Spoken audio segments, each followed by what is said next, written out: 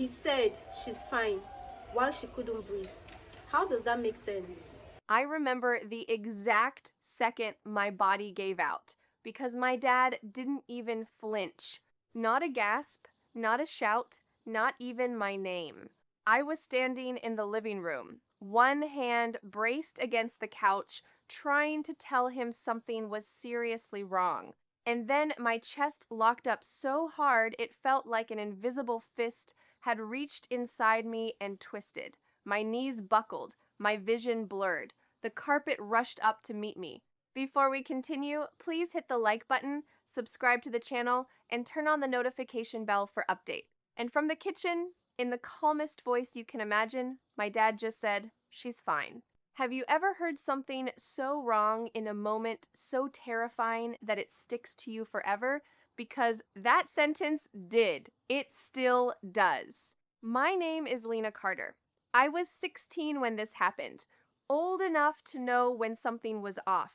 Old enough to know this wasn't stress or dehydration or me being dramatic.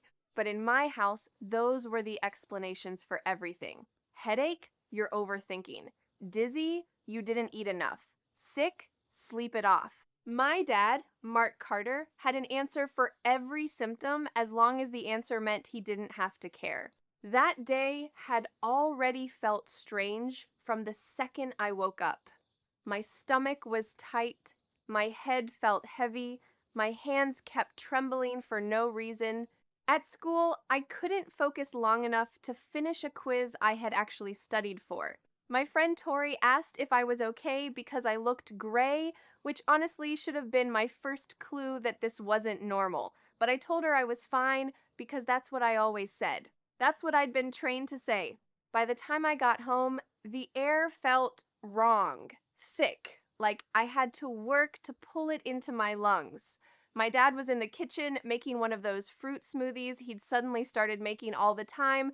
He'd been weirdly insistent about them lately. 2 vitamins, he said. Said I looked run down. Said I needed to start taking better care of myself. I took a few sips earlier because arguing with him was exhausting and because I honestly wanted to believe he was trying, that maybe this was his version of concern.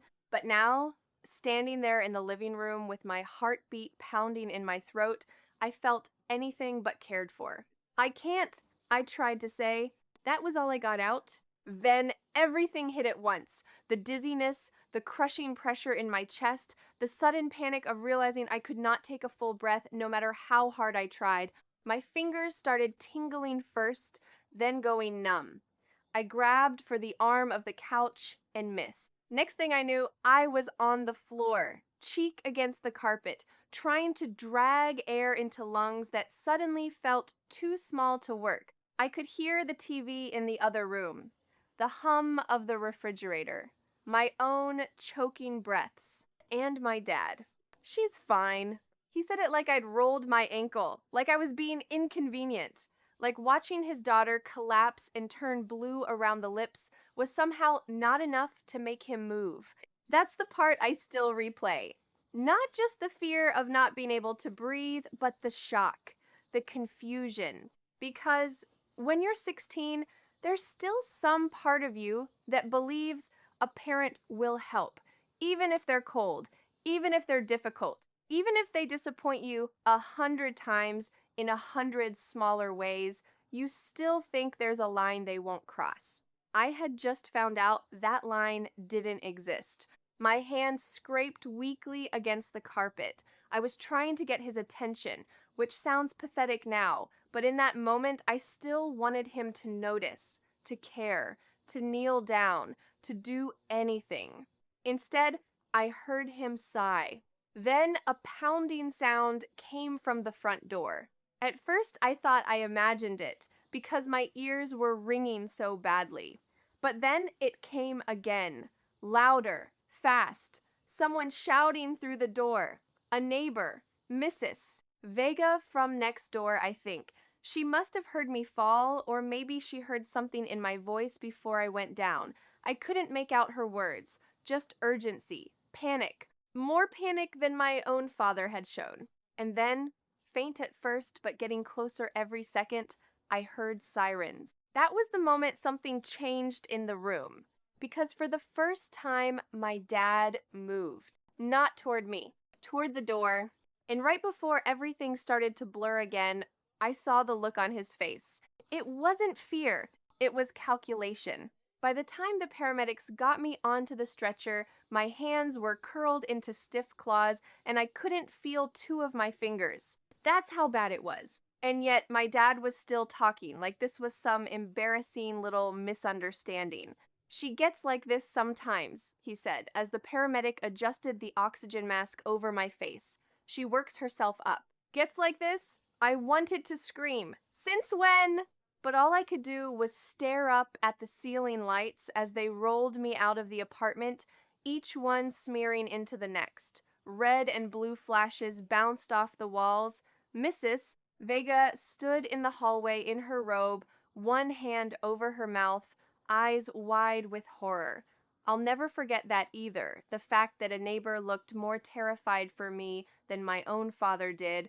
Inside the ambulance, everything got louder and farther away at the same time. The hiss of oxygen, the beep of a monitor, the paramedic asking me questions in a calm voice that somehow made everything feel more serious. "Lena, can you hear me?" I nodded. "Did you take anything today?" A pause. I managed a weak shake of my head. "Any drugs? Medication? Alcohol?" Another shake. "Do you have asthma? Panic attacks? Allergies?" I tried to say no, but it came out as a cracked little breath. Then one of the paramedics looked at the other. It was fast, just a glance. But it said something. Something I was too scared to name yet. When we got to the ER, the doors burst open and suddenly I was under bright white lights that made everything feel harsh and unreal. Nurses moved fast. Questions came from every direction. A pulse ox clipped onto my finger. A blood pressure cuff squeezed my arm. Someone peeled back one of my eyelids and told another nurse my pupils looked off. I caught pieces. Not enough to understand. Just enough to feel dread settling in deeper.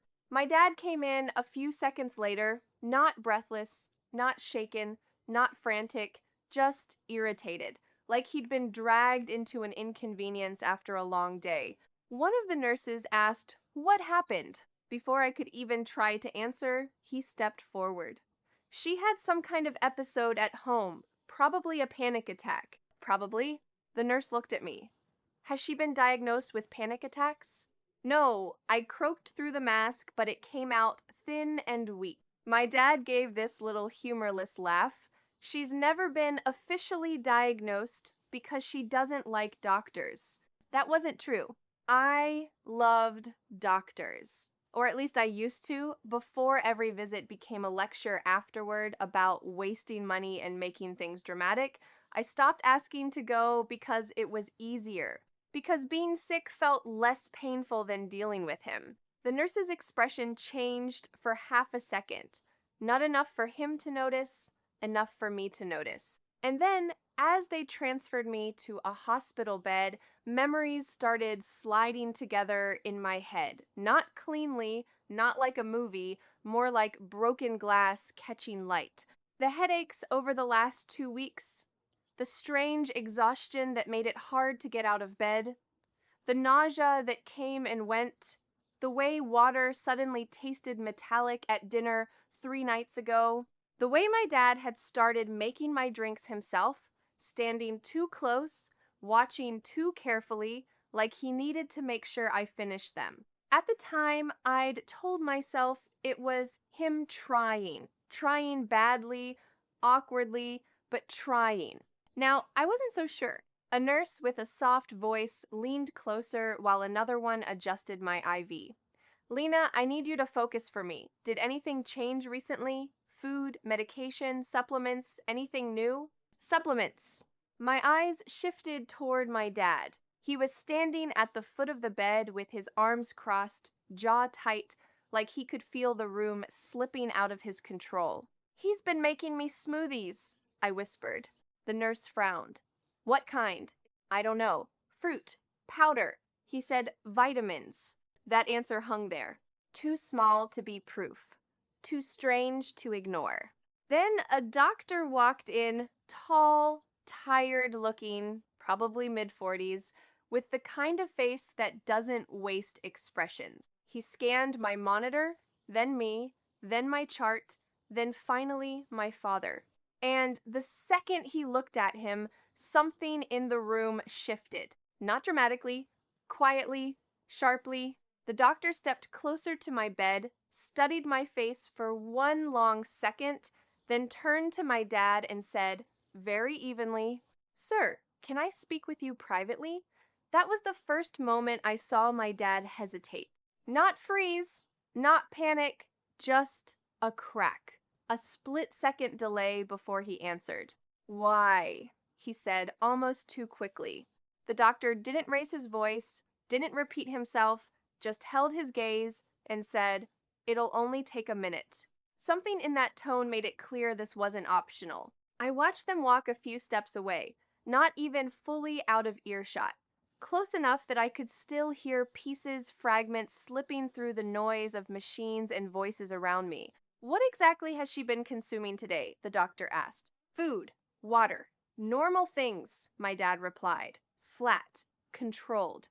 "Any medications, supplements, household substances?" A pause. And then, sharper this time, "No." The doctor didn't respond right away. I could see him studying my dad the way someone looks at a puzzle they already know the answer to but need to prove. Behind them, a nurse adjusted something on my IV. My heart monitor beeped faster, louder in my ears, because suddenly, this didn't feel like a misunderstanding anymore. It felt like something was being uncovered. "Her symptoms don't align with a panic attack," the doctor said finally. "Calm, precise. Her oxygen levels, neurological signs, the progression this suggests something systemic." Systemic. The word echoed in my head, heavy and unfamiliar. My dad let out a short breath, almost like a scoff. "So, what are you saying?" "I'm saying," the doctor replied, "we need to run a toxicology screen immediately." That word hit harder. Toxicology. Even through the haze, through the oxygen mask and the dizziness, my brain latched onto it. Toxic. Poison. No, that was insane. Wasn't it? My eyes flicked toward them again. My dad's posture had changed subtly. His shoulders tighter, his jaw clenched just a little harder. "That seems excessive," he said. Excessive. I was lying there, struggling to breathe, and he thought it was excessive. The doctor didn't argue. He just nodded once and turned back toward me. "We're going to run some tests, Lena, just to rule a few things out." Rule things out. But his eyes said the opposite. Behind him, two nurses were already moving faster now, pulling trays, prepping syringes, speaking in low, urgent tones. The energy in the room had shifted completely. It wasn't cautious anymore. It was focused, serious. And then something else happened. My dad tried to follow the doctor back to my bedside. A nurse stepped in front of him. "Sir, we need a bit of space right now." "I'm her father," he said, sharper now. "And we need to treat your daughter," she replied, not backing down. For a second, they just stood there, locked. Then he stepped back, but not willingly. I could see it in the way his hands curled slightly at his sides, in the way his eyes flicked around the room, calculating again like they had back at the apartment. That same look, the same one I couldn't stop thinking about. Why would he look like that unless he already knew something? My chest tightened again, but this time it wasn't just physical. It was something colder, slower, more dangerous. "Lena," the doctor said, pulling my attention back. His voice dropped just enough that it felt private even in the chaos. "Has anything changed at home recently? Anything at all?" I swallowed hard. My throat burned. Changed? I thought about the last few weeks, about my dad being home more after losing his job, about how quiet the apartment had gotten, about how he'd started watching me more closely, like he was waiting for something. And then the smoothies. Always the smoothies. You have to drink it all, he'd say, every time. My stomach twisted. He makes my drinks now, I whispered. The doctor's eyes didn't widen. He didn't react the way you'd expect. He just nodded. Like that confirmed something. And that scared me more than anything. Behind him, one of the monitors suddenly let out a sharper, faster alarm. Her oxygen's dropping again, a nurse said quickly. Everything sped up. Hands moving, voices overlapping, someone adjusting my mask, someone else calling out numbers I didn't understand. My vision started to tunnel again, darker this time, closing in from the edges. And just before everything slipped out of focus, I heard one word cut through the noise. Toxin. Not a question, a statement. And then everything went black. I heard someone say, toxin, and then I was gone. That's the last clear thought I had before everything dropped into silence. No pain, no sound, just nothing. And then, slowly, it came back. Not all at once. In fragments. A distant beeping. Air moving in and out, not naturally, but assisted. My body felt heavy, like it didn't belong to me anymore. My eyelids resisted when I tried to open them, like even that was too much effort. But voices. Voices came first. Levels are too high for a single exposure. This is repeated ingestion. Kidney function monitor closely. Each word slipped in and out, disconnected, but together they painted something I didn't want to understand. Repeated, not an accident, not a one-time mistake, something done over and over. My chest tightened not from whatever was in my system this time, but from something deeper, something colder. When I finally forced my eyes open, the world was dimmer, quieter, different room. Iku. That realization came slowly, like everything else. Machines surrounded me, tubes, wires, a steady rhythm of beeps marking time. I couldn't feel passing. And then I saw him, my dad, standing near the doorway, not rushing to me, not relieved, not even pretending anymore. Just watching. There was something off about the way he stood. Too still, too distant, like he was already somewhere else mentally, running through outcomes, not emotion. A uniformed security guard stood a few feet away from him. That didn't make sense. Unless my stomach turned. A doctor stepped into my line of sight, the same one from before. His expression was controlled, but there was no softness in it now. No uncertainty. Just clarity. Lena, he said gently but directly, I need you to stay with me for a moment, okay? I blinked slowly. That was the best I could do. You're stable right now, he continued, but what we found in your system is serious. My throat felt raw when I tried to speak. What? He didn't answer immediately. Instead, he glanced briefly toward my dad. Not casually, deliberately. That look passed between them like something already understood. And then the doctor stepped slightly closer to me, lowering his voice. We ran a full toxicology panel, he said, and the results show the presence of a substance that shouldn't be in your body, not in any amount. My pulse started to climb. I could hear it in the monitor beside me. Faster, sharper. What?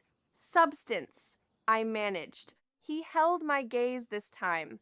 No hesitation. Ethylene glycol. The words meant nothing for half a second. Then everything clicked at once. Antifreeze. I'd heard of it before. Everyone had. Stories, warnings. It was one of those things you weren't supposed to ever ingest. Ever. My brain rejected it immediately. That's not possible, I whispered. But even as I said it, something inside me already knew. Because the doctor wasn't done, the levels we're seeing, he continued carefully, aren't consistent with a single accidental exposure. They indicate repeated ingestion over several days. Repeated. There it was again. My eyes moved slowly, painfully toward my dad. He didn't look shocked. He didn't look confused. He looked cornered.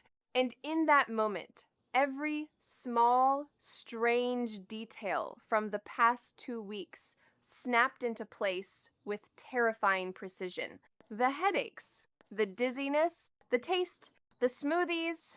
You have to drink it all.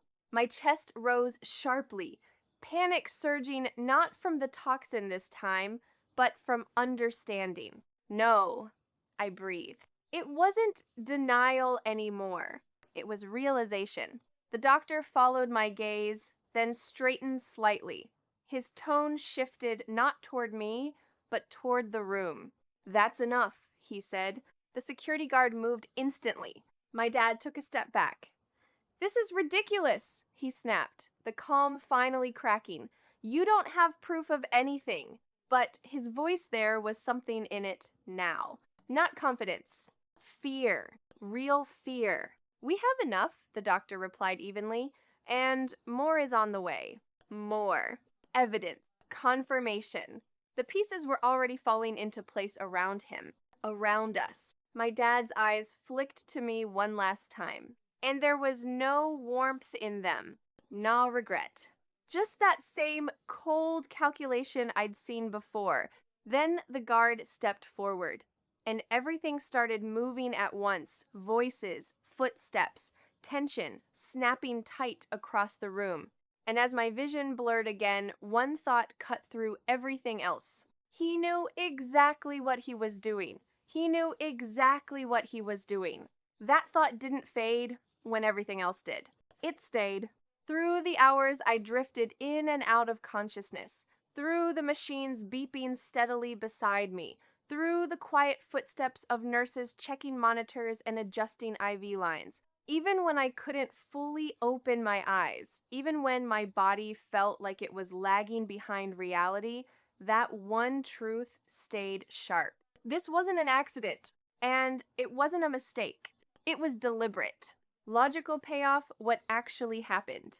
The full explanation didn't come all at once. It came in layers over the next 2 days as my condition stabilized and the doctors were finally able to speak to me without rushing. Dr. Patel, the same doctor who had first questioned my dad, sat beside my bed and explained everything with careful precision. Ethylene glycol, antifreeze, a substance that, when ingested, metabolizes into toxic compounds that attack the kidneys, the nervous system, and the lungs. In small amounts, it can mimic fatigue, dizziness, even mild illness. But repeated doses, that's where it becomes lethal. They found it in your bloodstream at levels that couldn't be explained by a single exposure, he said. It had been building up over several days. Several days. That's why I'd been feeling worse gradually, why nothing had made sense, why every symptom felt disconnected until it didn't. They also tested a sample from your home, he continued. The container in your kitchen, the blender. My chest tightened slightly as I listened. It tested positive. That was it. No speculation. No theory. Proof. My dad had been mixing antifreeze into the smoothies he insisted I drink. Small amounts at first, enough to make me sick, not enough to send me to the hospital immediately, enough to build, enough to kill me eventually, and why? I asked, my voice barely above a whisper. Dr. Patel didn't answer right away, but when he did, there was no hesitation. Your father took out a life insurance policy on you 3 weeks ago. Everything went still. $200,000, he added. We believe his intent was to make your death appear as a natural illness, progressive, unclear, something that wouldn't raise immediate suspicion. And suddenly, his behavior made sense. The calm, the dismissal. She's fine. Of course he said that because if I went to the hospital too early, the plan would fall apart. Emotional payoff, Lena's reaction. There's a moment when reality stops feeling real. That's the best way I can describe it. I didn't scream. I didn't break down immediately. I just stared at the blanket, at my hands, at the IV line taped to my arm. Because how do you process that? How do you take someone who packed your lunches when you were 10, who taught you how to ride a bike, who sat in the audience at your middle school play looking bored but still showed up, and turned them into someone who calculated how to end your life slowly enough to get away with it? You're safe now, Dr. Patel said. Safe. The word felt distant, like it belonged to someone else.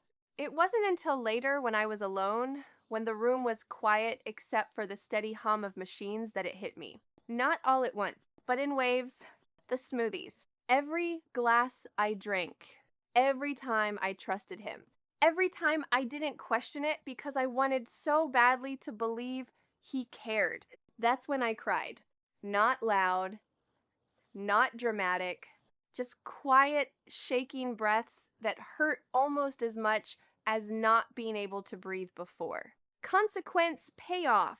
What happened after? My dad was arrested that same night. I didn't see it happen, but I heard about it from one of the nurses who spoke a little too freely. Security held him until police arrived. He argued at first, denied everything, claimed it was contamination, claimed it was a mistake. But the evidence didn't leave room for mistakes. They found the antifreeze container under the sink, recently opened, his fingerprints all over it. They pulled his purchase history, bought just days before my symptoms started. And then there was the insurance policy. 3 weeks old. Me as the sole subject. Him as the sole beneficiary. There were even search records on his laptop. How much antifreeze is lethal? Symptoms of poisoning that look like illness. Can antifreeze be detected in blood? Each one a step, each one deliberate. He was charged with attempted murder. The case moved fast. Too fast, it felt like, for something that shattered everything I thought I knew. At school, word spread before I was even discharged. Messages flooded my phone, friends, classmates, people I barely talked to. Shock, concern, curiosity. Mrs. Vega visited once, bringing flowers and a kind of quiet guilt in her eyes, like she kept replaying the moment she decided to knock. "You saved me," I told her. She didn't argue. My aunt, my dad's older sister, Karen, flew in 2 days later. I hadn't seen her in years. She cried when she saw me. Actually cried, not like my dad ever did. She took temporary custody while everything moved through the court. And for the first time in a long time, I didn't feel like I had to minimize how I felt just to keep the peace. Final resolution moment. Recovery wasn't instant. Physically, it took weeks. My kidneys were damaged, but not beyond repair. The doctor said I was lucky. If I'd come in even a day later, the outcome might have been very different. That stuck with me. A day. That's how close it was. The trial happened 3 months later. I didn't go every day. I didn't want to. But I went when I had to. And when the verdict came, I was there. Guilty. Attempted murder. Poisoning. Fraud. He didn't look at me when the sentence was read. I'm not sure if that made it easier or harder. He got 15 years. 15 years for something that took him less than 2 weeks to do. Now, months later, I sit outside on my aunt's back porch sometimes, just breathing. It sounds simple, but it isn't. Not after you've felt what it's like to lose that without warning. The air feels different now. Sharper. Real. I think about that day sometimes. About the moment I collapsed. About the moment he said, "She's fine." And I understand it now. He wasn't wrong. Not in his mind. Because as long as no one looked too closely, I was supposed to be, but someone did look. One person took one look and everything unraveled. And the truth is, the day I couldn't breathe wasn't the moment I almost died. It was the moment everything hidden finally surfaced. And now, when I take a breath, it's mine. If you noticed the clue before the doctor did, comment it. Most people miss it.